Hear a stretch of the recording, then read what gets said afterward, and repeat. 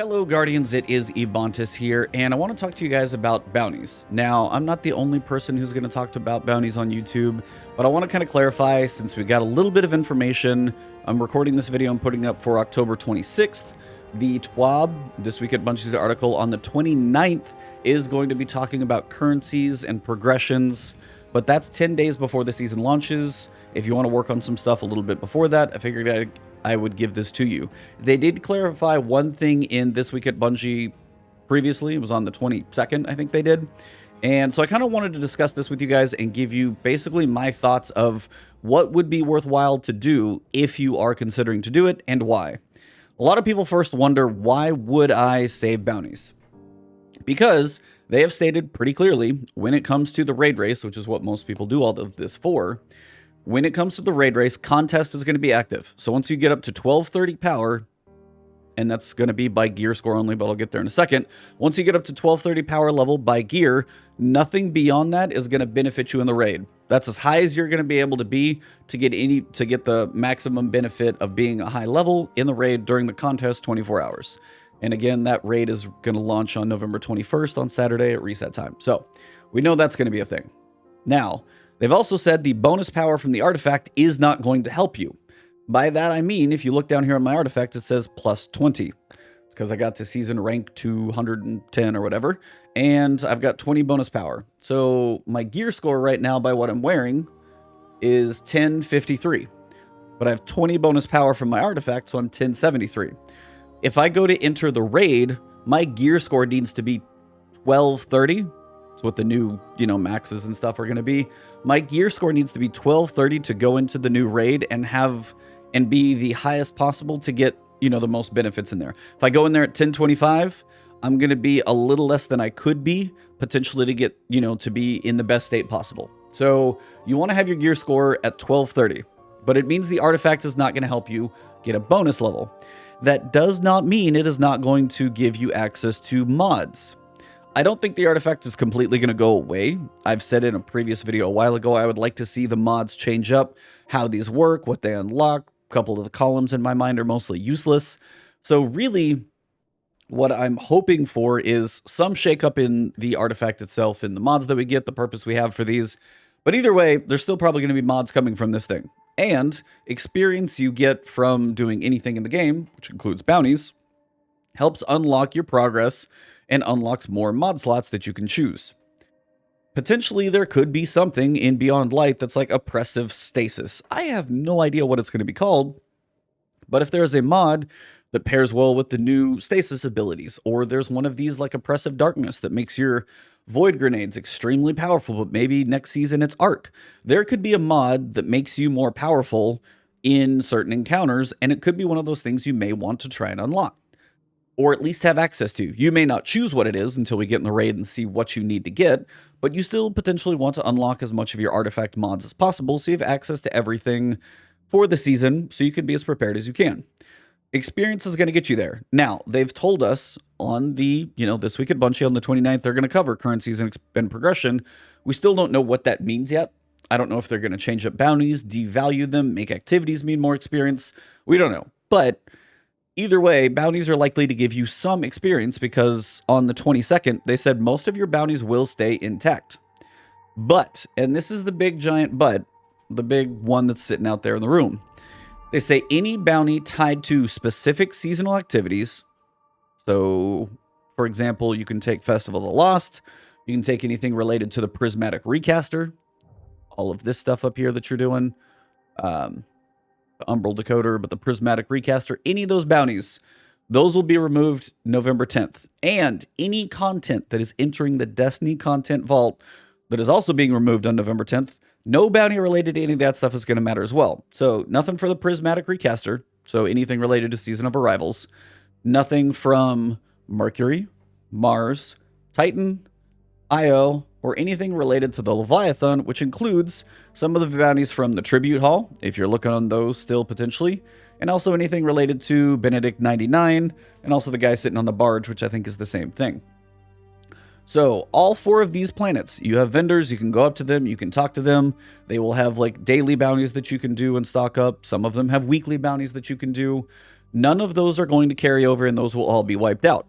Now, that's most everything going into the Destiny content vault. Also, things that are leaving the game. The Black Armory Forges and Ada 1, any content related to the Forges, not going to have any bounties connected to it. Gambit Prime is going away. They're going to consolidate it down to Gambit, just Gambit. They're also removing Reckoning, and that's going away. Seasonal, like Festival of the Lost, you have bounties going right now. Those are not going to carry over either. So you're probably wondering what the hell is going to stay. Well, one other clarification they also mentioned below that is additionally, any bounties that grant progression towards Infamy/Valor may negatively impact your powerful rewards, as they will be limited to Season of Arrival's power levels.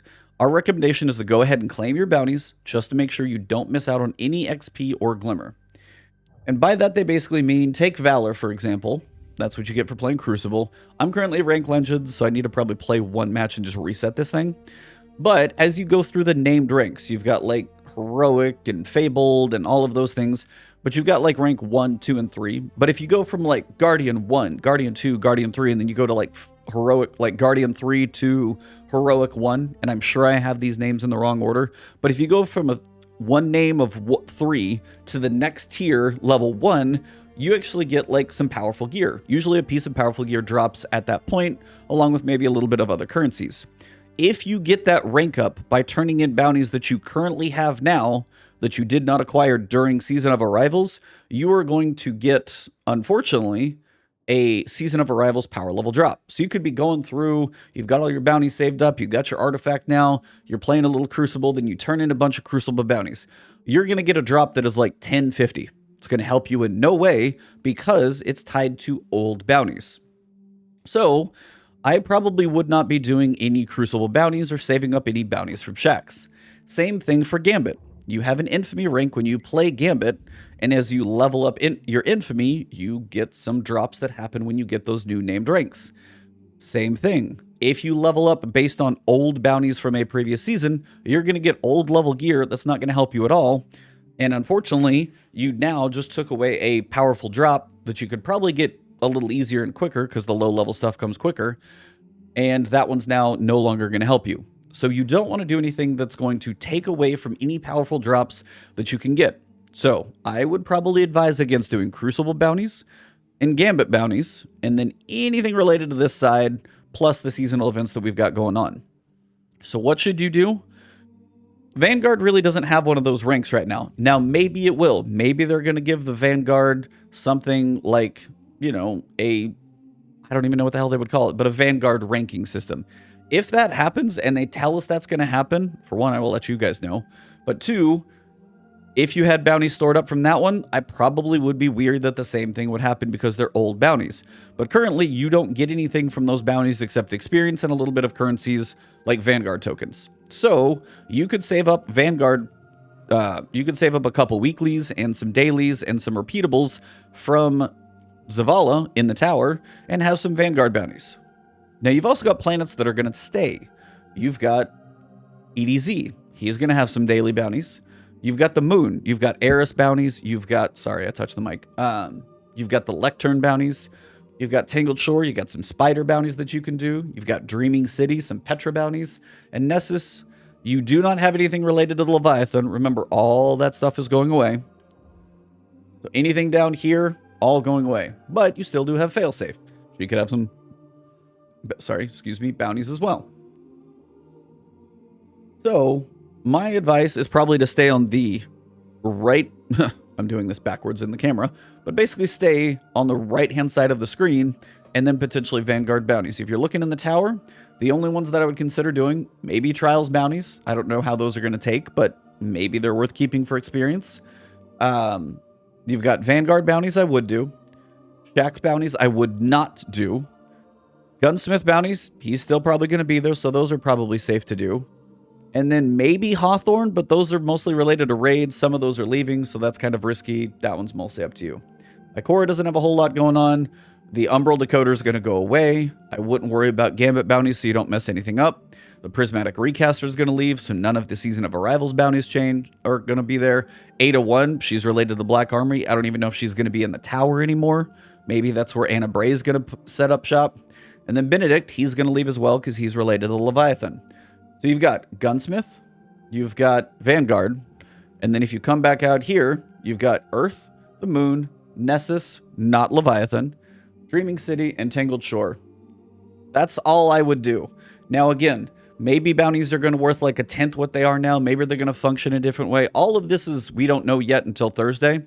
But if you are in the point where you're like, hey, it's going to take me some time to work on stacking up the bounties I am considering doing, you may want to start it sooner. So I wanted to get this video out to you guys to kind of explain, at least the best of my knowledge, as of today, October 26th, when I'm uploading this video for you guys. It's going to give you 2 full resets to work on it if you want to. And then when you go into Beyond Light, we'll see what's worth keeping. And then hopefully on Thursday the 29th, we get a little more clarification of what is worth keeping. So this is all I was trying to do, is explain to you guys what you should and should not be working towards, reasons why you might not want to save certain bounties, why some bounties are just completely going away, and what the benefit of saving some bounties could be for you, while, you know, the artifact bonus power is not going to help you, having access to mods may. All of this may depend on if you're doing the raid race. And if you're not really going to be doing like the day 1 raid race, you may not care about this at all and may just be like, hey, I haven't played in a little while. I'm going to log in Beyond Light and see what happens. And that is totally fine. And that's kind of what I've been doing. I have not been playing a lot of Destiny in a little while. Just enjoying taking a break. So when I jump back in Beyond Light, it feels kind of new and fresh. If you want to do it that way, that's up to you. But for this video, that's pretty much where I'm going to wrap this thing up. If you guys do want to find me, I have been streaming a lot on twitch.tv/Ebontis.